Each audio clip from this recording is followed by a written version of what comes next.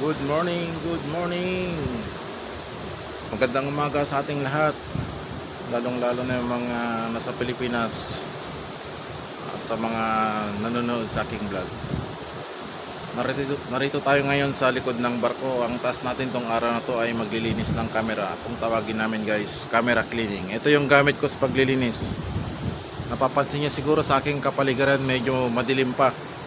Guys, ang paglilinis ng mga camera dito sa barko ay kailangan ginagawa pag medyo madilim pa para hindi masakit sa mata. Ano, ipapakita ko sa inyo guys kung ano yung mga ginagamit namin sa paglilinis ng camera. Yan. Yan, simple lang. Isang stick na may basahan. Yan. Ito ay binabasa namin para sa paglilinis ng camera. Tubig lang guys ang pinangbabasa namin dito. Hindi na kailangan lagyan ng sabon. Ay maglilinis tayo ng isang camera. Yan. Yan, dilinisin natin to. Yan. Ito yung ginagawa namin guys. Punas-punas lang.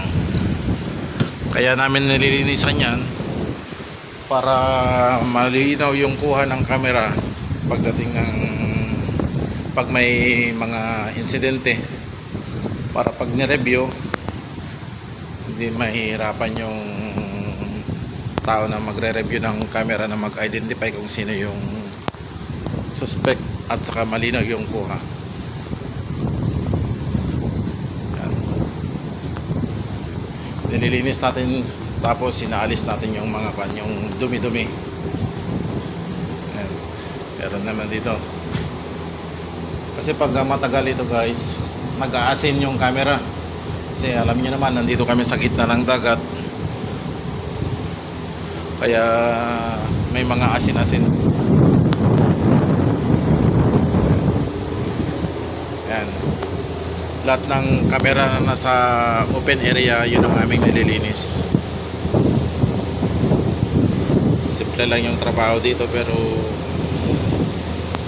minsan mahirap din. Simple na mahirap. Ayan. Madilim pa ang kapaligiran guys. Wala pang ganong tao. Kaya magandang maglakad-lakad pag ganitong oras. Kailangan pag naglinis ka ng camera, kailangan maingat ka rin, baka mamaya malaglag yung ginagamit mong panglinis. Ayan. Yung mga camera na nililinisan namin. Kaya may stick itong panlinis namin kasi medyo malayo yung camera sa gilid ng barko. Hindi mo kailangang abot. Hindi kayang abutin ng kamay. Kaya kailangan ng panlinis na may stick. Yan. Isa ito sa mga trabaho ng security dito sa barko, sa mga gustong mag-apply ng security.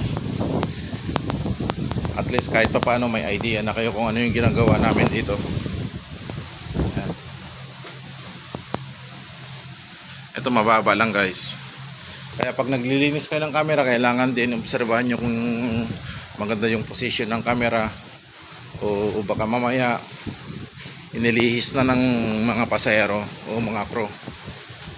Kasi minsan may mga pasaway na crew dito o pasahero, ginagalaw yung camera. Yan. Sa mga nagtatanong guys, ang apply ng security ngayon ay medyo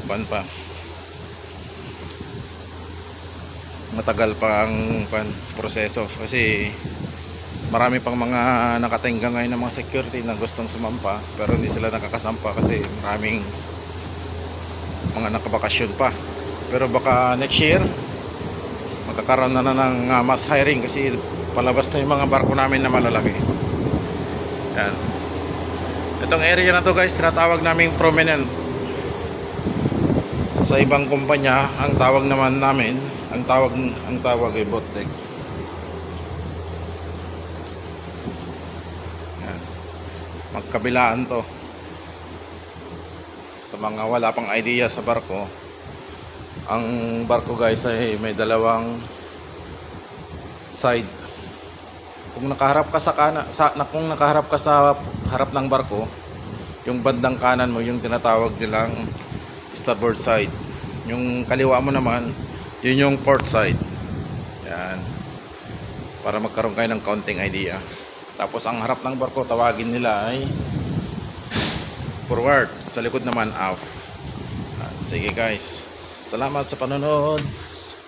Salamat sa pag-subscribe. Yan, ganda ng paligid. Ang linaw ng tubig guys. Sige guys, sunod ulit. Bye.